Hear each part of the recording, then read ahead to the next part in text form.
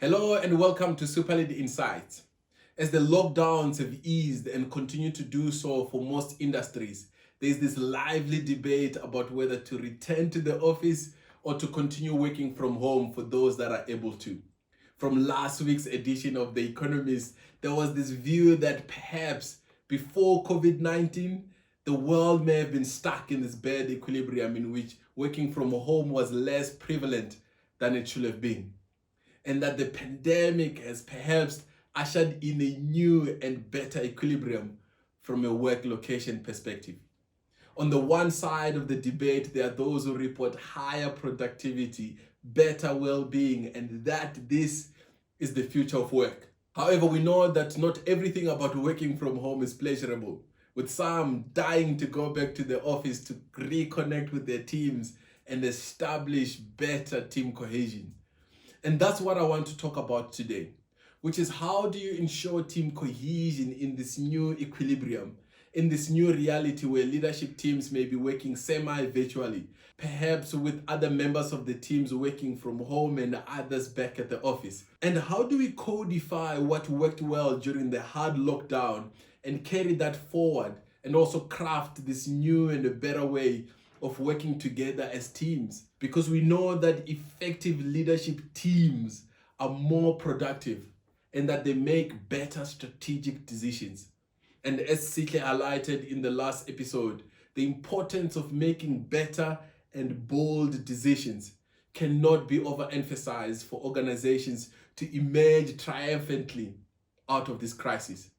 So I think it's worthwhile revisiting some of the fundamentals of effective and cohesive teams to ensure better decision making. In 2002, Patrick Lencioni wrote a classic on this very topic. He titled it The 5 Dysfunctions of a Team.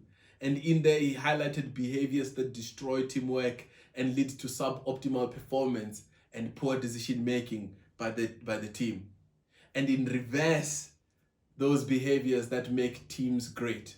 He listed the behaviors that destroy teamwork as the following. The first one being the absence of trust. And he claimed that trust is the foundation for cohesive teams. And that if there are trust cracks within the executive team, that can severely impair the team's ability to make sound decisions. The second one being the fear of conflict. The fear of engaging in productive and unfiltered debate around the best possible decision, where teams are afraid to engage passionately to pursue the best possible way forward. And because we know that good decisions are a product of healthy debates, and the dynamics of this new equilibrium might enhance or it might mute productive debates within an executive team.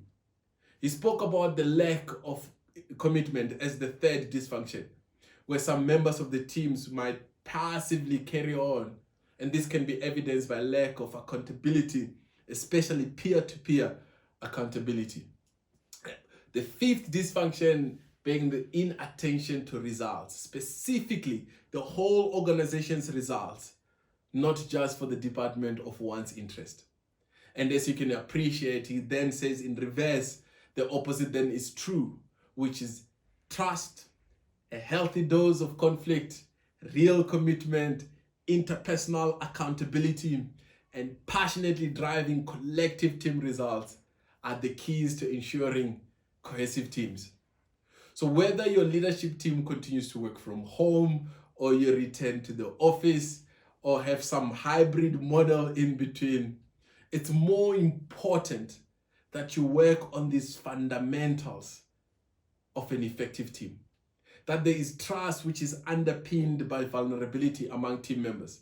That all voices are heard, even the softest voice, and more importantly, the seemingly disagreeable voice in this physical or virtual room. And that it's important that teams are re-energized and committed to the goal, and that team members are able to hold each other accountable and not just wait for the boss to hold their colleague accountable.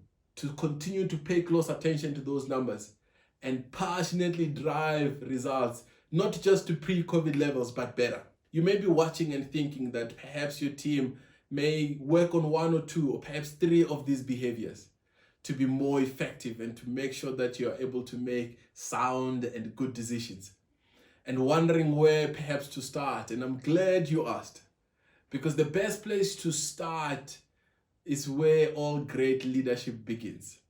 And that is know thyself and know thy team. And we can facilitate this for your team. Our team effectiveness solutions, anchored by Insights Discovery platform, helps teams diagnose and confront these team dynamics problems. It helps improve relationships, inspire collaboration, and ultimately increase productivity. SuperLead Advisory is an accredited insights discovery distributor, and we use this powerful platform to enhance collaboration, communication, and leverage collective strength of the team to deliver results, even as some team members may be working remotely. So, in 2016, Patrick Lencioni wrote a sequel to this book. He called it An Ideal Team Player. This book was aimed at answering the question, what are the personal virtues that one needs to embody in order to exhibit these 5 behaviors that make teams shine? And that is, what virtues can one work on as an individual for those virtues to show up naturally? And true to form, he anchored these virtues on an organizational leadership fable, and he surfaced these 3 virtues of an ideal team player. And these are humble, hungry, smart. Humble, hungry, and smart. Starting with humility. Most people will know the opposite of humility, which is having excessive ego, being self-centered, overtly arrogant, and tending to boost and soaking up attention, whether in a physical or virtual room. But he also points out another violation of humility, which is lack of confidence. And this shows up when one tends to discount one's own contribution to the team and not appreciating what one brings to the table. And it sometimes can be mistaken for being humble, but it's a serious violation of humility. Because truly humble people do not see themselves as greater than they are, nor do they see themselves as any less. Because a person with low self-esteem often takes away from the team by not advocating for their own ideas and contributions. And these 2 opposites of humility, which is arrogance and low self-esteem, have one thing in common, which is insecurity. Because insecurity makes some people project overconfidence and makes others discount their own self-worth and contribution. And as you reflect on this, some of these may resonate, and you may want to work through some of these with a leadership coach. And at SuperLead, we follow an integral coaching approach and are keenly ready to work with you. The second virtue is hungry, which is an innate hunger about getting the job done, having that strong work ethic and high personal performance standards. And this is different from being a workaholic, because workaholics tend to get their entire identity from work and perhaps nothing else. And having this mistaken sense of identity has its own set of problems. And the third virtue is smart, which is not just intellectual smarts, but emotional and relational smarts.